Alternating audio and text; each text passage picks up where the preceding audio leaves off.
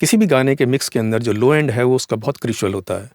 आज मैं जो बात करने जा रहा हूँ स्पेशली ईडीएम ट्रैक के बारे में, तो यहाँ पर 2 एलिमेंट्स हैं जो बहुत इंपॉर्टेंट हैं, दैट इज़ बेस और या बास और किक। आज मैं बात करने जा रहा हूँ बेस के बारे में। जैसे कि आजकल देखा गया है कि ज़्यादातर लोग कोशिश करते हैं अपने ट्रैक को वाइड करने की, यानी left right stereo image create करने की।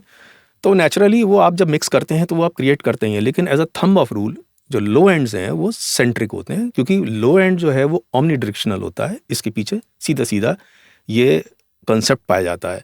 और दूसरा कंसेप्ट ये भी है कि अगर आपका गाना 5+1 पे मिक्स हो रहा है तो आपको एक सेंटर चैनल चाहिए होता है, और सेंटर चैनल जो होता है that is devoted to low and.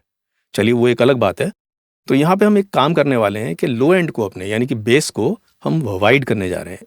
तो वाइड करने के लिए बहुत सारे टूल्स आते हैं। स्पेशली हम देखेंगे कि आज हम अपने बेस को किस तरह से वाइड कर सकते हैं without losing the information in the centre.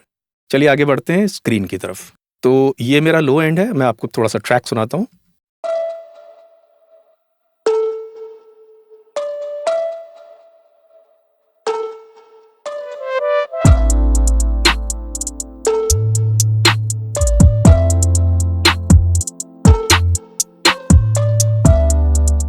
तो आपने जैसे देखा यहाँ पर जो हमारा बेस है वो ये है। यहाँ पे मैं एक बात और बताना चाहूँगा कि अगर आप इसको सुन रहे हैं तो प्लीज़ अपने हेडफोन्स लगा लीजिए या फिर स्पीकर्स में सुने, नहीं तो आपको कुछ भी समझ में नहीं आने वाला कि यहाँ पे क्या होने वाला है। तो प्लीज़ मेरी रिक्वेस्ट है कि आप इस हेडफोन ज़रूर लगाएं और अच्छे स्पीकर्स पे सुने, स्टूडियो मॉनिटर्स पे सुने, अच्छे सिस्टम पे सुने, तो आपको आइडिया होगा कि मैं यहाँ क्या करने वाला हूँ। Thank you so much. तो मेरा ये बेस है बिल्कुल सेंट्रिक है, जैसे कि आप देख सकते हैं। मैं आपको उसका मिक्सर चैनल दिखाता हूँ खोल के। ये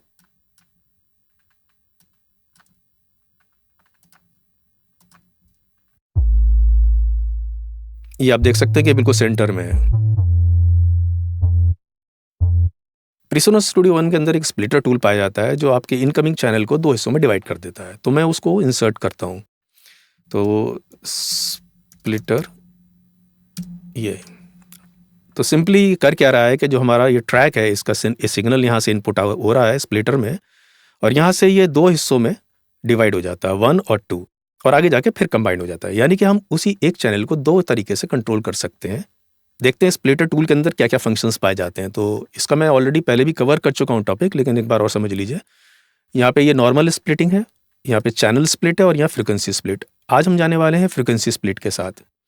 तो अभी क्या है, डिफ़ॉल्ट 240 पे हमारा स्प्लिटिंग पॉइंट है, ये जो दिखा रहा है ये 240 हर्ट्ज़ के ऊपर। तो अगर मैं चैनल 1 बंद करता हूँ तो मेरे को 240 से अबव की फ्रीक्वेंसी सुनाई देंगी। ये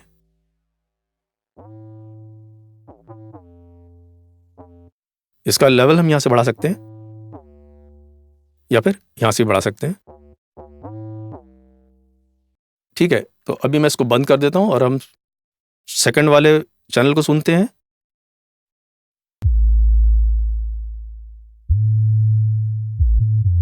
अभी तक हमने सुना कि किस तरीके से हमारा लो एंड वर्क कर रहा है, और अब हम चलते हैं अपने चैनल 2 की तरफ, और इसको ऑन करके सिर्फ चैनल 2 पर हम फ्रीक्वेंसी को वेरी करके देखते हैं कि हमें क्या इफेक्ट मिलता है।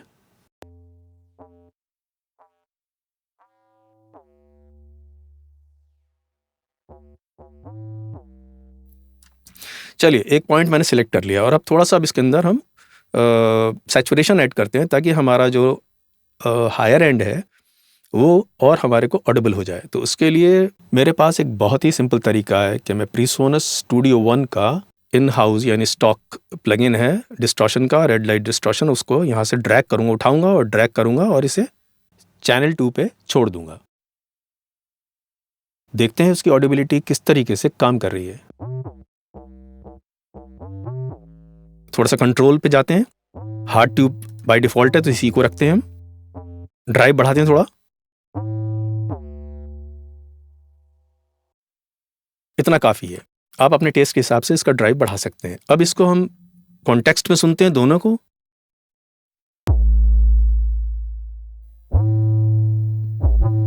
तो अभी तक वाइडनिंग नहीं हुई है। वाइडनिंग से मतलब कि हमारा जो साउंड है बेस का वो अभी तक वाइड नहीं हुआ। तो उसे वाइड करने के लिए मैं एक प्लगइन है, फ्री प्लगइन है, वो भी आप यूज़ कर सकते हैं और कोई भी वाइडनर यूज़ कर सकते हैं। तो मैं यहाँ पे बेसिकली वाइडर करके पॉलीवर्स का एक प्लगइन है, इट्स गुड, उसको मैं यूज़ कर रहा हूँ और इसको मैं सीधे सीधे इसके नीचे जाके पटक दूंगा। ये आ गया वाइडनर हमारा। अब एक बार क्या करते हैं, सिर्फ स्प्लिटर सेलेक्ट करते हैं और लेफ्ट चैनल बंद करके, चैनल 1 बंद करके, इट्स नॉट लेफ्ट और राइट, चैनल 1 एंड चैनल 2। तो चैनल 1 हम बंद कर देते हैं और वाइडर को एक बार सुनते हैं कि वाइडनर किस तरह काम करता है इसमें। तो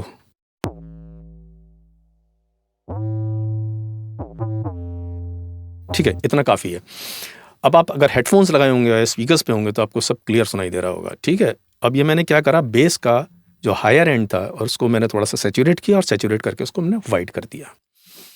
तो लॉजिकली जो थंब रूल है कि लो एंड जो है सेंटर में रहना चाहिए, वो आज भी अभी भी वही है, यानी कि आपका जो लो एंड है वो सेंटर में ही है। लेकिन लो एंड का कुछ पार्ट जो है वो एक इमेजरी क्रिएट कर रहा है जो कि वाइडर है, जिससे हमारा को ऐसा लगेगा हमारा बेस जो है वो वाइड हो गया है। तो सुनते हैं एक बार, इसको बंद करते हैं और अब उसके बाद सुनते हैं कॉन्टेक्स्ट में हमारा किस तरीके से साउंड आ रहा है।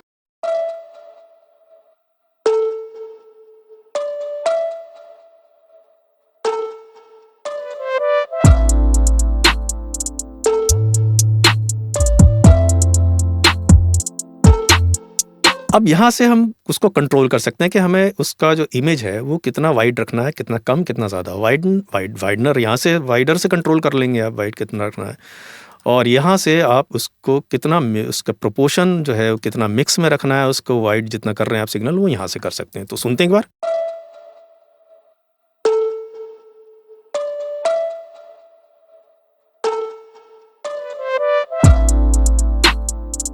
तो जैसे कि आपने देखा कि काफ़ी हद तक ये अब वाइड साउंड कर रहा है बेस, लेकिन लॉजिकली अभी भी ये सेंटर में ही है, क्योंकि लो एंड जो है हमारा वो सेंटर में ही है, लेकिन जो इमेज क्रिएट हो रही है that is wide.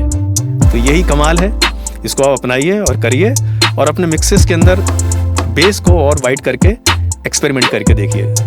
Thank you so much.